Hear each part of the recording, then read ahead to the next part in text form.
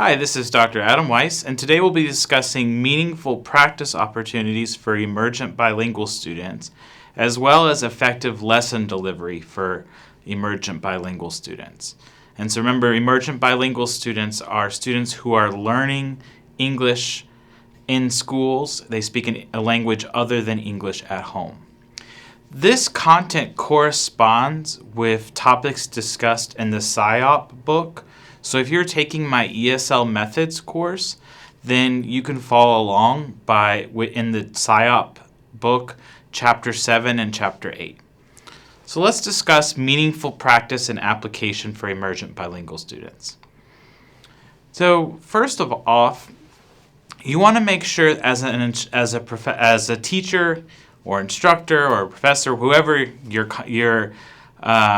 whatever your title is, you want to make sure that you provide meaningful opportunities for students to acquire the content and also acquire the language learning. And so we've talked about this in previous videos, but strong ESL lessons or strong bilingual lessons or just strong lessons in general have two types of objectives. They have content objectives, which are the facts or information that students are going to learn during the lesson, and language objectives, which are the grammar, the language function, the vocabulary words, the way students will use language during the lesson. And so you should have both a content and language objective. If you are teaching in Texas, like many of my students will be teaching, then the content objective comes from the TEKS or TEKS from the state of Texas. And then also from the state of Texas, the language objective comes from the ELLs, the English Language Proficiency Standards. In addition to providing plenty of opportunities for students to meaningfully see and practice the content and language objectives during the lesson, it's important that you differentiate your activities during the lesson based on students' language proficiency level and also based on their prior background knowledge. So previously, hopefully, you had taken some kind of diagnostic or pretest to see what students already know about the topic. And so based off of that, you might teach a topic differently to certain students depending on how much background knowledge they have. If they have a strong amount of background knowledge, they did really well in previous grades or in previous topics, and so they have all the fundamentals and they're ready to go, you can go straight into the new lesson. But if they're lacking some background fundamental knowledge, you might need to reteach that before you actually get into the new lesson. And then in terms of language proficiency, the way that the kinds of requirements or activities that you ask students to produce can vary based on students' language ability. So we've talked about in previous lessons that if you're in the state of Texas, we group students who are emergent bilinguals into 4 different language proficiency levels: beginning, intermediate, advanced, and advanced high. And that's according to the ELLs or the TELPAS descriptor levels.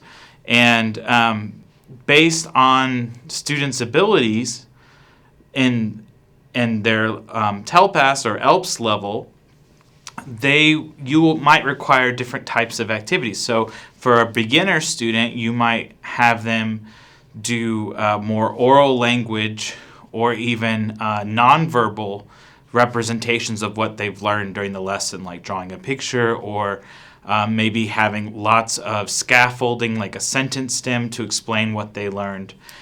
And then same thing maybe perhaps for an intermediate student, but you might ask them to also write a short sentence. For advanced and advanced high students, you can expect more from their type of production for how they're practicing with the content. For advanced students, you can probably have them do most grade level assignments or most activities, but maybe provide a few maybe small group support or maybe some visuals or perhaps a graphic organizer to help organize their thinking, for example, when they're writing.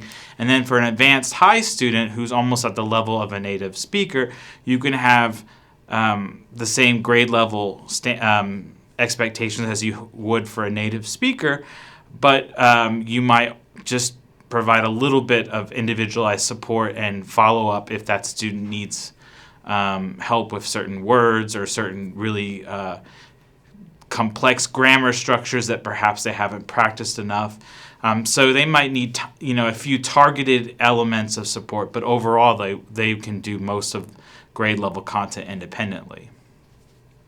Next, when you're creating your practice activities, you want to make them short, and you don't want to overload students with too much content or too much practice, too many steps in an activity at once. So we call this chunking. You want to chunk your instruction so that you have an important piece of information or important practice activity, and then you stop, and then you let students practice, and then you give them feedback. And then you move on and try another way to practice the content. But having a very long and overwhelming activity, especially for your beginning and intermediate emergent bilingual students, will be difficult because students may or may not understand the directions, and they may get lost or need further support. When you are introducing new topics, it's important that you provide plenty of practice opportunities. Sometimes we call this mass practice. And this practice should be back-to-back, so it should be a little bit, not repetitive, but it should be repeated opportunities to try a similar task. And so it becomes almost automatic for those students.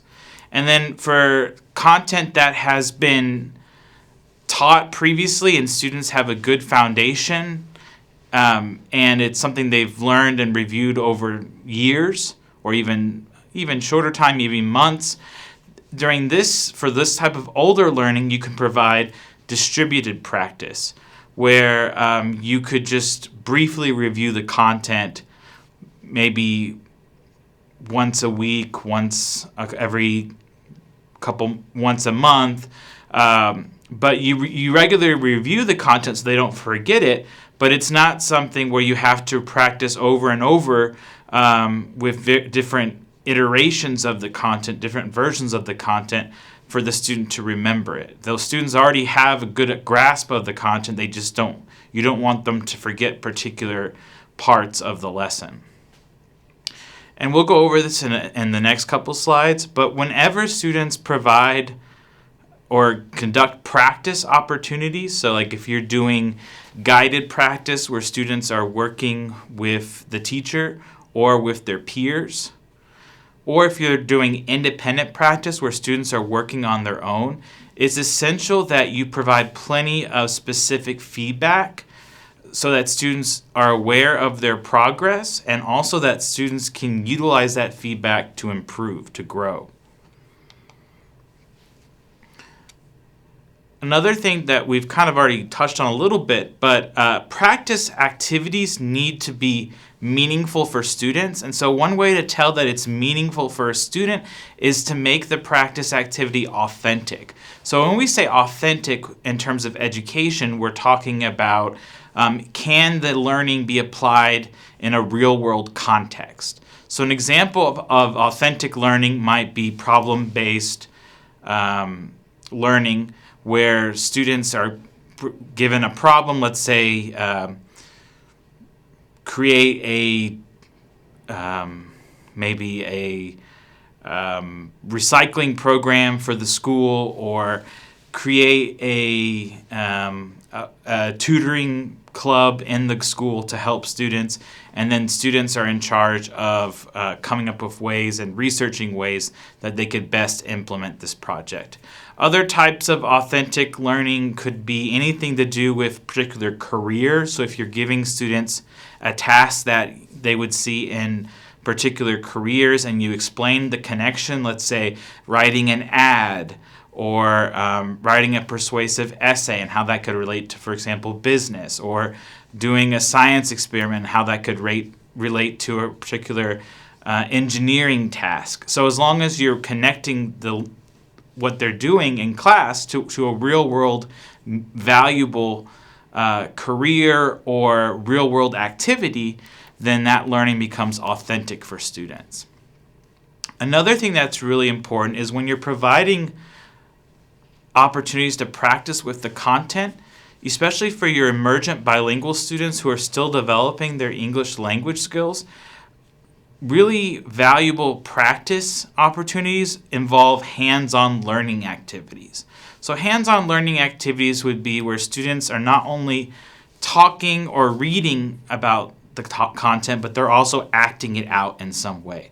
They're demonstrating it with either through total physical response, where they're acting it out, they're talking, and they're maybe reading at the same time. So they're doing they're engaging with their language in various ways, and also with movement. And it should be something that not only kinesthetic learners particularly appreciate, but it's beneficial for all types of learners. But like I mentioned earlier, it's especially necessary for emergent bilingual students because sometimes hands-on learning activities can fill in meaning for students even if they didn't understand everything the teacher said or everything the book said on the topic. So going back a little bit to feedback, feedback needs to be clear, so the student should be able to understand it. You should say it in simple words. That's student-friendly language. It should be targeted, so it should be on a specific area that they can improve upon, not vague, like good job or, well, that needs to be improved. But it needs to be targeted on what exactly they did well and what exactly they could grow upon and how they can do it. Often, strong feedback should begin with something positive, because that way it kind of builds a rapport with the learner. Now, if you have a really, really strong relationship with the student and they've been in your class for several months, at that point, hopefully you've already developed a strong relationship and a good rapport with them, and you might go straight to the area of growth. But as we'll get to the next point, whatever you say, make sure that you say it in a very constructive, non-personal way focused on the area of growth. So you're not giving any personal or negative feedback on that student as an individual, but you are saying you're recognizing their attempts, you're recognizing something they've done well, and then you're discussing ways that they could improve, so how they could make it even better. So also another thing to remember when you're providing feedback for your emergent bilingual students is that you will need to differentiate your feedback based on students' listening ability in English. And one thing to remember in a general sense for emergent bilingual students as a whole, it's good that you make your feedback very specific and make it very targeted and not too lengthy in the amount of feedback you give them at one time. So you might actually have to chunk your feedback. The reason you do this is because you want to make sure the student can remember everything you said and apply it right away. If it's too many words or too much vocabulary that students are not familiar with, or if it's too long a feedback, students might forget it. And that's particularly true for emergent bilingual students who are also often getting feedback in their second language, English. Another thing to think about when you're differentiating your feedback for emergent bilingual students is that you want to make sure that you're not trying to correct every single possible error, because especially for your beginner and intermediate students, they're going to make frequent errors, and if you correct every teeny tiny error at once, it can be overwhelming for the student. So instead, focus on key key topics or general errors that are very important for the student's English language level overall. So let's look at some examples. So for your beginner emergent bilingual students, so let's say they have a beginner listening ability. And let's also say perhaps that they have a beginner writing ability. So if you were going to give them feedback on their writing, you would focus, first of all, when you gave your feedback, you would use very simple sentences that are short. You would use high frequency feedback, and you would probably model what you were talking about with students and practice with them so they can see what you're talking about. But when you provide them feedback on their writing, you're not going to correct every single error they've made, because they probably have made several errors, including spelling. But you might focus on some of the key things that a beginner intermediate bilingual student would need to know to progress toward intermediate ability. And that would be the focusing on teaching what is a complete sentence, i.e., making sure you have a complete thought, having a capital letter at the beginning of the sentence, and then having some form of punctuation at the end. And then if you do have time, you could also highlight some high frequency words that students could easily spell and that they'll be regularly spelling throughout their studies. And these could be words that you might have on the board or on your word wall displayed for students to see and how to spell. So that could also help them. For your intermediate bilingual students, you should still probably give them feedback if they're intermediate bilinguals in listening. Give them feedback still in short, basic sentences, but you might not have to have as many scaffolds as with a beginner. You could provide some immediate practice and maybe even a visual, but the visual might not necessarily be important. But for an intermediate bilingual student, you would focus on some key topics in their writing that would take them to the advanced level.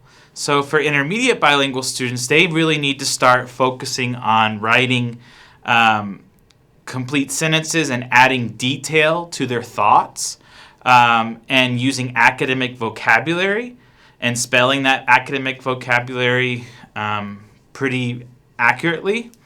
They also need to be able to use the present tense effectively, and so they might need to review things like singular versus plural and how to use the present tense when you're writing verbs in the singular verbs versus plural verbs. Also, spelling high-frequency words will be really important for intermediate bilingual students because it's hard to advance to the advanced level in writing if students are still struggling to spell basic high-frequency words like said or this or that. It's important that they have all of those high-frequency words down, especially in their spelling, so that it becomes automatic for them when they start writing paragraphs and essays when they get a more higher English ability. So for your advanced emergent bilingual students, you probably don't need to differentiate too much when it comes to giving them feedback out loud. They'll probably understand if they have an advanced listening ability most of your feedback. You probably won't need to give them visuals, and you may give them a little time to practice on their own. You might not have to directly practice with them to model what you're talking about. But you still, if you want to help them move from advanced writing ability to advanced high, which is nearly fluent English ability, you want to focus on some less common topics, but that are still important when you're writing. For example, you might want to go over which tenses to use, like past tense versus present tense and future.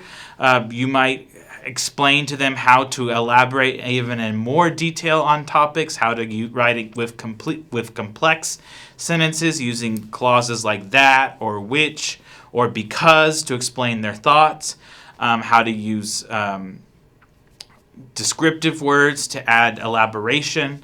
All of those things will help move them to eventually the advanced high level.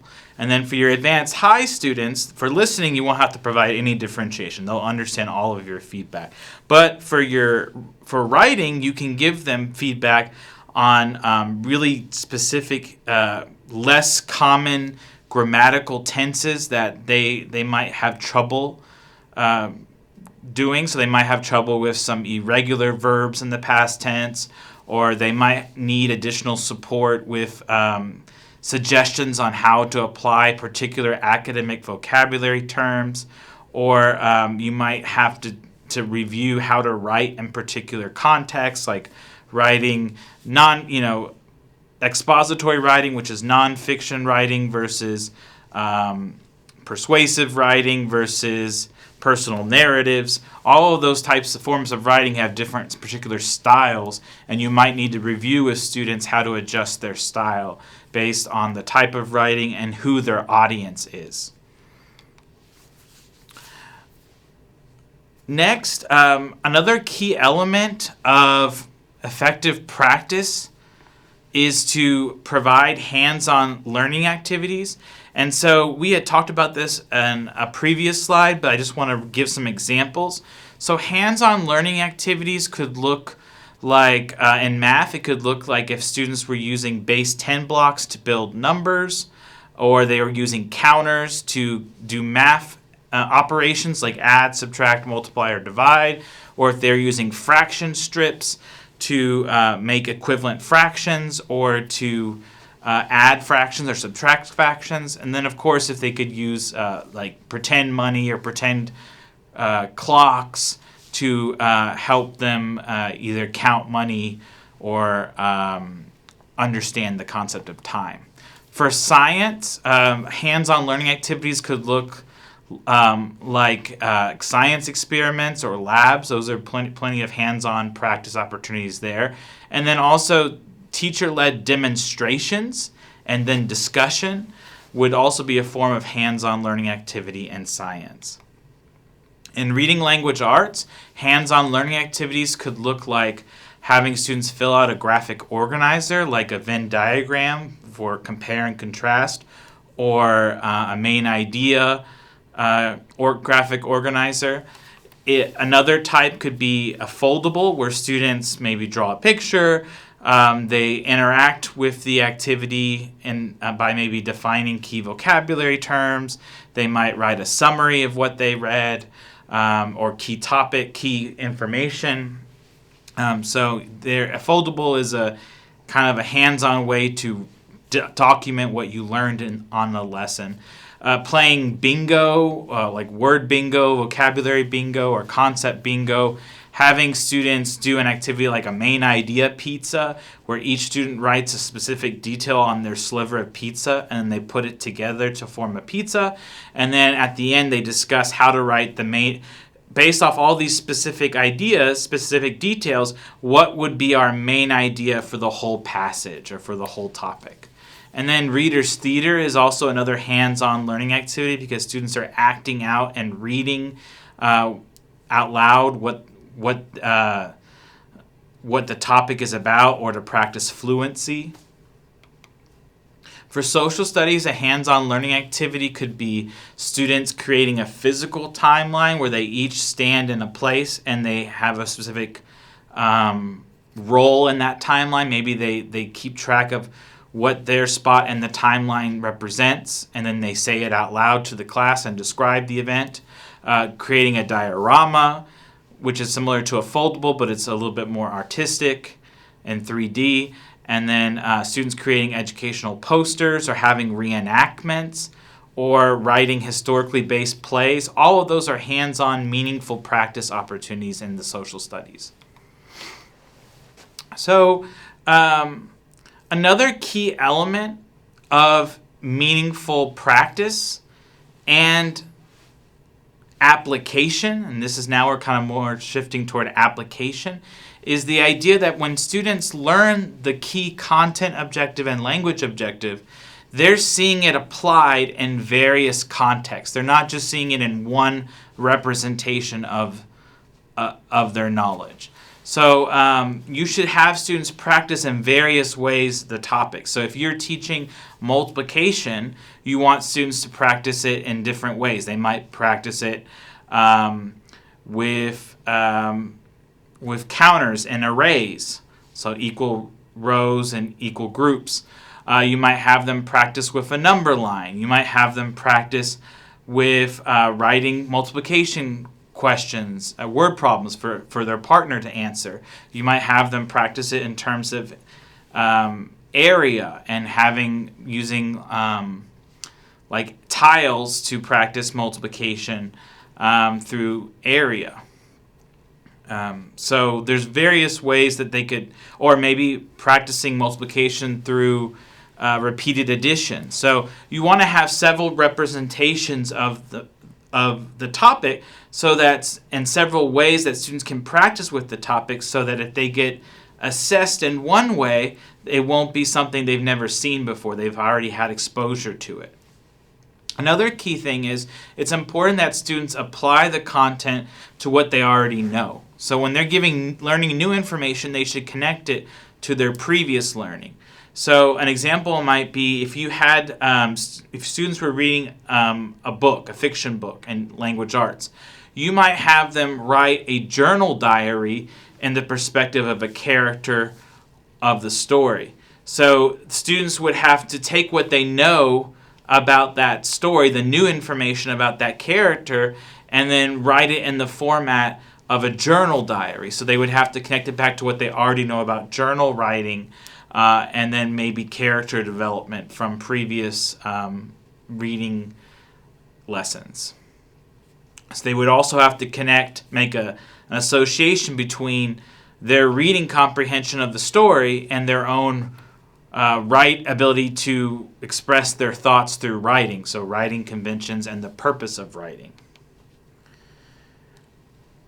Something also to remember is that, especially during guided practice, when students are getting first really starting to practice the content with the help of others, it's important that they have opportunities to collaborate with their peers, and that the collaboration is with someone that can hopefully at a higher English language ability level, so that the student can learn English vocabulary and English phrasing from their peers.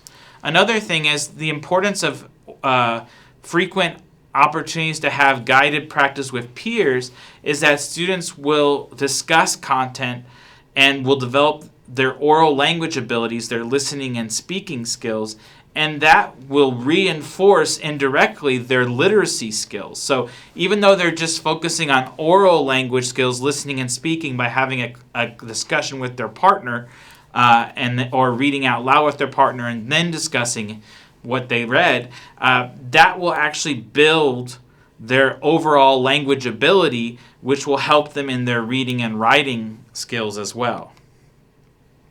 And this is somewhat interrelated, but whenever you have opportunities to practice, either during the guided practice stage where students are working with the teacher, and then like maybe they're working a problem with the teacher, or having a conversation, a discussion or question and answer period with the teacher, or copying and down what the teacher is demonstrating on the board. Or if it's or it could be during the guided practice where students are working with their peers in small groups. Or it could also be during the next part of practice opportunity, which would be independent practice, when students are working on the content on their own without a lot of peer support. Either way, in any of those practice opportunities, in the teacher-led guided practice, the peer guided practice, or the independent practice, combined, students during the lesson should be having opportunities to practice with all 4 language domains. So the 4 language domains are listening, speaking, reading, and writing. And it's important that they use all 4 language domains somewhere in their practice opportunities, either in their guided practice or in their independent practice. Probably the best thing would be if they used all 4 language domains in their guided practice, and then also again on their own in their independent practice. But if that's not manageable, if that's too many activities, then make sure that somewhere students throughout the lesson they're practicing with all 4 language domains. So let's talk about an example. So students could practice with the language domain of listening by, of course, listening to the teacher explain the lesson. They could do a turn and talk with their peers. They could do any kind of partner or collaborative learning activity and would involve listening. A class discussion would provide listening opportunities. Teaching a partner or partner teach, reciprocal teaching would be involved, would reinforce the listening and practice students' listening domain. Speaking domain, the same. Many of those activities would also be ways to practice speaking, so turn and talk, working with a partner, any kind of group project or discussion would also allow students to practice their speaking skills. Then for reading skills, students, of course, could practice reading by reading content-based text, reading word problems in math, or in science, reading the experiments and instructions or the steps of the demonstration that they have to conduct. For practicing their writing skills, students could summarize what they learned. They could write a summary of a text. They could write their own takeaway from the lesson, which is kind of like a summary of what they learned. You could have them analyze characters and how the characters changed in a fiction story in English language arts. You could have students write their own word problems in math or write up their lab reports of their findings in science.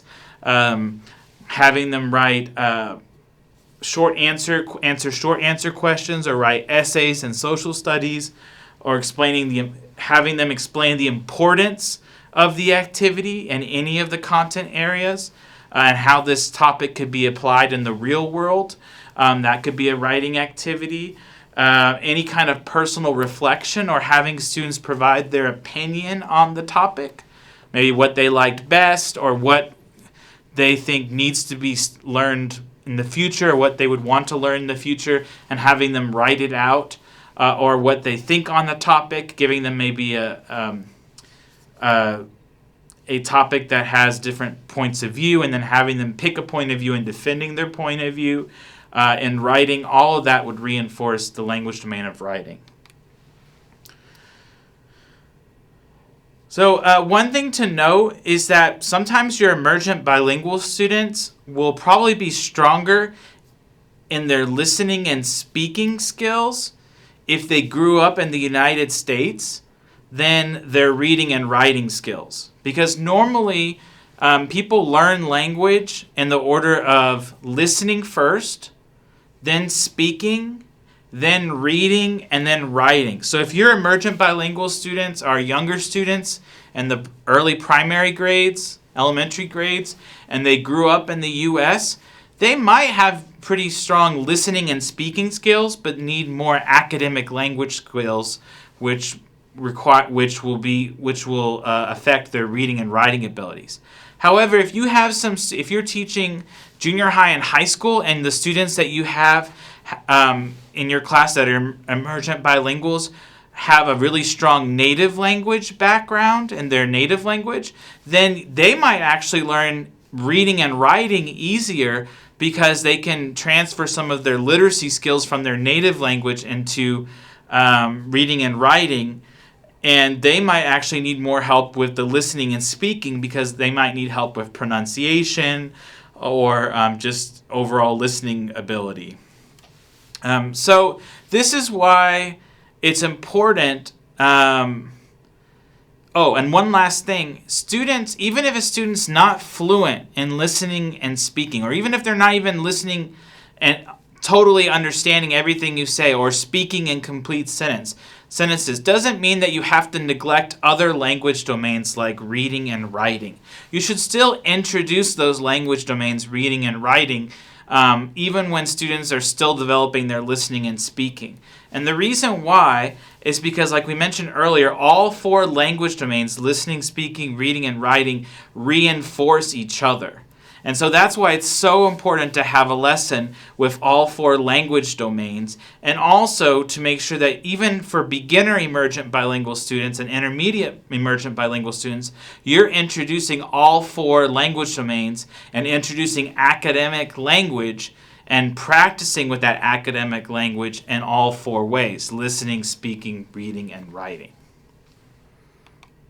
Okay, now we're going to move on to lesson delivery. And so this is kind of just like overarching points that you should remember when you're teaching your lesson to emergent bilingual students. One thing we've kind of already talked about in previous lessons, how to create a content objective and how to create a language objective. Well, one thing you need to know as a teacher is that you can't just have it in the back of your mind. You have to also tell it explicitly, directly to the students. You need to post it on the board or write it down somewhere. You need to discuss and mention the content objective and language objective during the lesson. You need to remind students in the middle of the lesson how the content connects back to the content objective and language objective. And then at the very end of the lesson, you need to review with students what they learned and review with them how they acquired the content objective, the facts or information they needed to know about the subject, and the language objective, some kind of language skill, grammar, language function, vocabulary that they gained from the lesson. Another thing that's important is that because emergent bilinguals are still learning the English language, it's even more important that they are actively engaged in the lesson, because they're more likely than maybe perhaps a native English speaker to get lost or get confused because they're not understanding everything that's being said out loud. So, or they're reading in the textbook. So they need to be actively involved for at least 90 to 100% of the time. So active engagement is when the student is not just paying attention, but they are actually doing something to demonstrate their knowledge. So active engagement could be any of these following activities. It could be students having a discussion with the teacher or with their peers on the topic, answering questions that the teacher asked them, students writing down their own notes, completing a graphic organizer, or writing a summary of what they learned, or a personal reflection of how well they understood the content. Students doing some kind of content-related task, like working on practice problems in math or science, maybe singing a learning song, acting out the content as a play or in a reader's theater, or even students creating their own representation of their learning. So maybe creating their own educational poster or PowerPoint presentation or artistic representation of what they learned. And making sure that, of course, that whatever they're doing is related to both the content objectives of the lesson and the language objectives of the lesson. Another thing to think about is overall, when you're teaching a lesson to emergent bilingual students, you have to be very mindful of pacing, because the pacing will determine whether or not students understood your lesson. How fast you present the lesson or how slow will determine how much of the lesson the students understand. And a lot of times you can judge the pacing by observing your students. So when you're too slow with your pacing, students will finish early. They'll be asking you what to do next, or they might even be off task.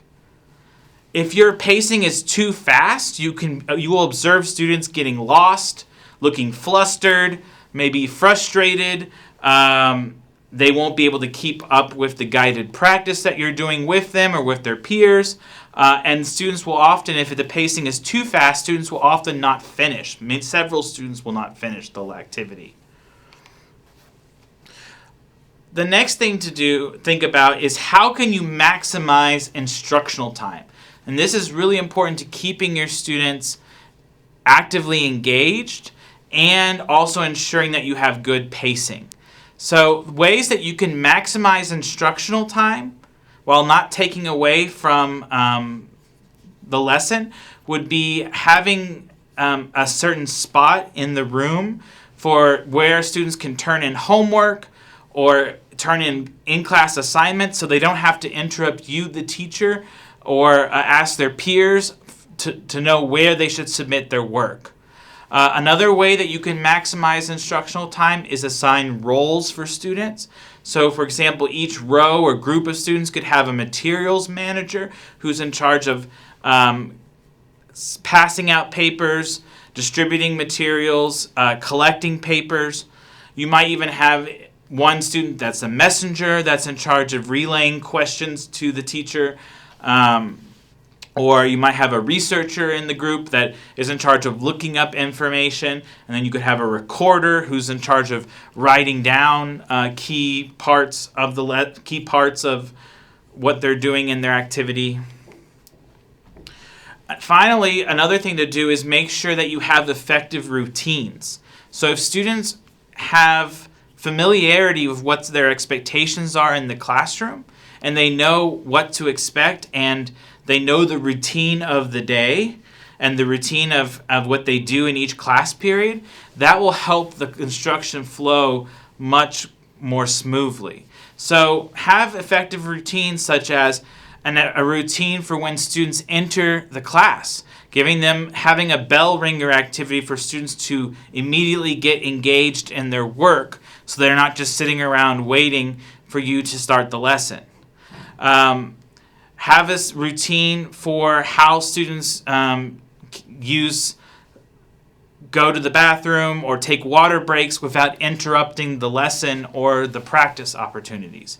Having a routine for what students do once they've completed their task, the work, and something that is meaningful that they can do next. So some kind of enrichment activity that reinforces what they learned, but it's something they can do on their own while other students continue to work on the assigned task, like the independent practice or the assessment that you give them at the end of the lesson to see if they understood it or not. So this was our discussion over meaningful practice opportunities and effective lesson delivery for emergent bilingual students.